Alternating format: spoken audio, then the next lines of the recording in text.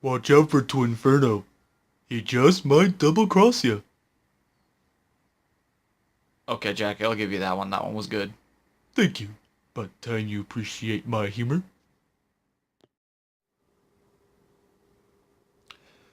Hey guys, what's up? BC coming back at you guys with yet another Transformers video review, and today we are going to be taking a look at the Transformers Titans Return Deluxe Class Twinferno. Yeah, I'm gonna call him Doublecross because that's who I recognize him as. So, yeah, we're just gonna leave it at that. Now, here he is in his double-headed dragon mode. And I love this dragon mode. There's just something so unbelievably goofy about it that I dig it. I really dig it. The white plastic that makes up his heads.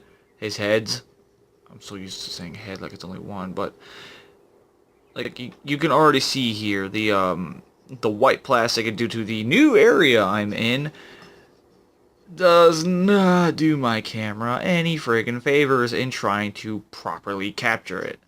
I am working on getting myself a backdrop, or at least a new backdrop, one that will actually, work. And yeah, yeah, anyways, Dragon Mode, I dig it, I really do. Now, I'm going to announce right now, there will be a reversal for him, because getting him into this Dragon Mode, I don't know why, but it was such a pain in the neck, especially when it's the robot mode shoulders and the robot mode ankles tabbing in to form the dragon hips. Just I do feel I should guide you guys through that entirely because of the fact that it's such a pain in the neck to do it essentially the first time. So if you're somebody who got this for the very first time, this is the video you're gonna want to watch to know if the purchase was worth it. Spoiler alert, yes, you made a good purchase. And second, if you are wondering why his dragon mode is such a pain in the neck, that's because there's a specific way you gotta do it.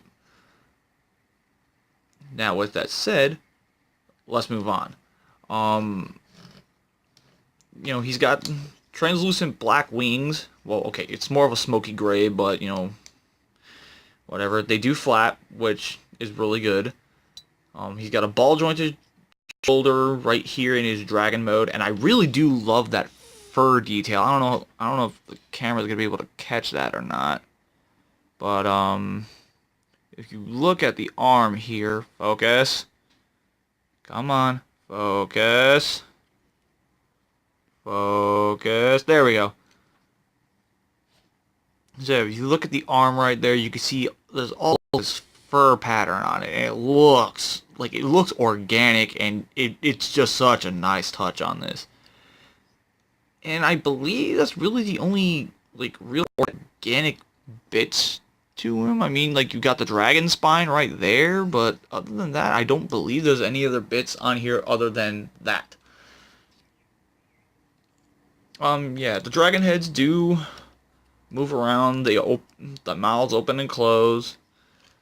He's got the dragon mode hips that are fully articulated, which is nice, especially due to how they transform, which kind of gives you a bit of a weird joint, but I will deal with it.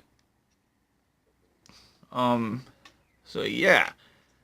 Now before we move on to the transformation, let's crack this little thing open and come in here and pull out his headmaster, which is, I believe, a reference to Battle Beasts. And the camera won't be able to pick that up. Oh, hey, it's actually picking it up pretty good right here. He has a little eye patch, and I absolutely adore that. That's cool. Anyways, flip this around, form the double cross head, and before I move on, his name Dubaru, or as a lot of people were referring to it as Dubaru. In the Japanese pronunciation, if you guys watch Kamen Rider Double, you would know that the actual translation from Japanese to English is Kamen Rider Dabaru. So, for all intents and purposes, this is a direct reference to what his original name used to be, because his original name was Doublecross, Double. His name is Double. Yeah, yeah. The level of nerd I have achieved. Anyways, moving on. Actually, before I flip him into the head real quick, a neat little feature with this, you can actually have your little, you can actually have Double ride the dragon mode. Looking like, granted, it looks like something coming out of Skyrim. And I don't know why it's not focusing on him. There we go. Anyway, yeah, it looks like something coming out of Skyrim. And you do have a plug-in port right here for what is essentially a Gundam stand. Or one of those figure art stands. So that he can actually look like he's flying. I used to have one on hand, but then before I started doing videos again, it kind of crashed on me. So, yeah. Moving on. Unplug this. Fold him back up. So, and then move on. Pop these guns off because we're getting into the transformation. So first things first, let's straighten out his dragon heads like that. And we're gonna go ahead and do the legs first. Now, this has had a lot of trouble staying in place. All I did to ensure this stays in place, I popped this open, and just this piece, you can kind of tell from the little slight bits of darker color, I scraped off some of the plastic. So now, when this closes, it closes flush, and it does not pop apart. So yeah, anyways, you remove those out of the way, fold up his feet, and then flip this these dragon legs all the way up like this, and then unclip it from the hip. Well, okay, you should probably split the entirety of the tail right here so you can get a little bit more room to actually unanchor this, or unclip it. Once you have it unclipped, bring it down, bring these pieces out like this to give you some room, and then spin this whole piece around. That is what gets you what is essentially going to be his robot legs. This piece will flip up and clip in, and then spin around at the foot, and then these pieces just fold down the side of the legs. And that is the robot mode legs. Now, coming up here, because he actually does gain a little bit of height here, you're gonna untab this whole section and bring it down like this and tab it into the chest. Bring the dragon arms down, and then this whole piece spins around to the back like this, and there are these little recesses that the dragon arms are going to fit into, and then these just very solidly clip into place. Now at this point you got the body done, you just got to rotate the dragon arms, plug on your little headmaster. I don't know why he's being such a pain. There we go. And there is Doublecross in his robot mode. And I'm gonna be honest, I've never really been a fan of Doublecross. At least, like, just generally the monster bots in general, I've never truly been a fan of. But there's something charming about this figure. Like, at first I wasn't gonna get him. I thought he wasn't all that great. Look, why? Come on, autofocus. There we go. So yeah. Anyways,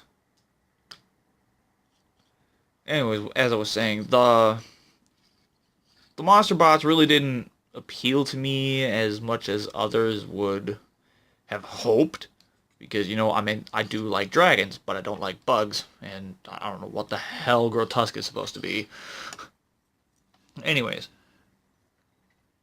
this piece will split in half. and he gets what is essentially his two blasters. Now, you can already see where sometimes something like this wouldn't really bug me, so to speak. This is one of those cases where it actually kind of does, and I'm contemplating taking my drill to the bottoms of his jaws, because straight on he can shoot no problem, but as soon as you start bending him at the elbow, he's holding the guns in a very awkward position. It This is one of those cases where the gorilla arm syndrome really just does not work in his favor.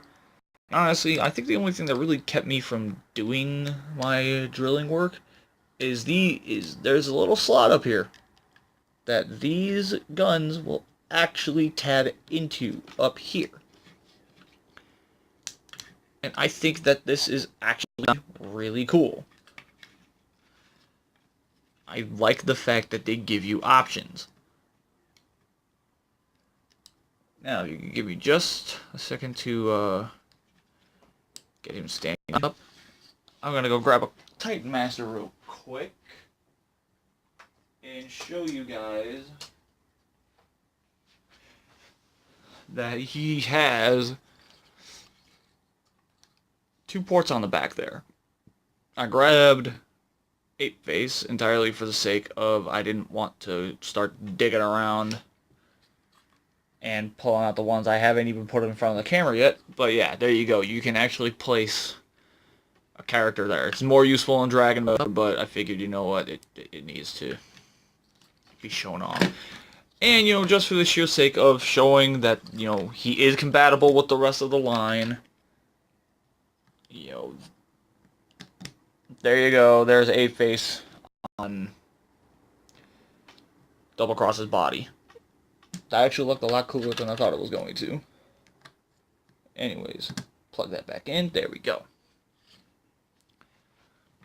So Doublecross's posability. Titan Master neck peg is on a ball joint. So he's got a ball jointed neck. It wiggles, it waggles, all that fun stuff. The wings, as you saw, they are their own joint. He's got a 360 shoulder. Arms go in and out. Bicep swivel. That really annoying arm syndrome and, all that articulation within the dragon head itself. Or literally, you can just have him go like this and actually talk to his dragon hand.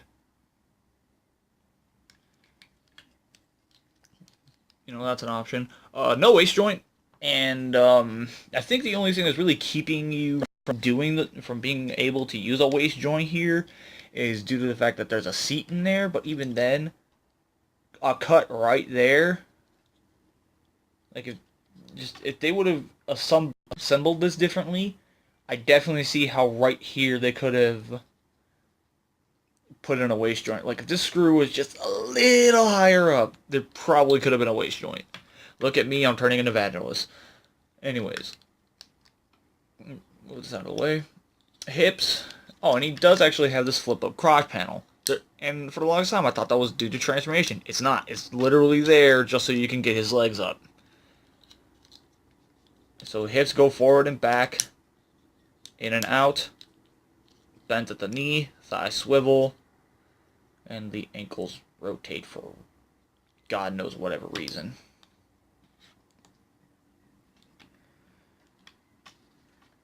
And yeah, apparently he can be Italian.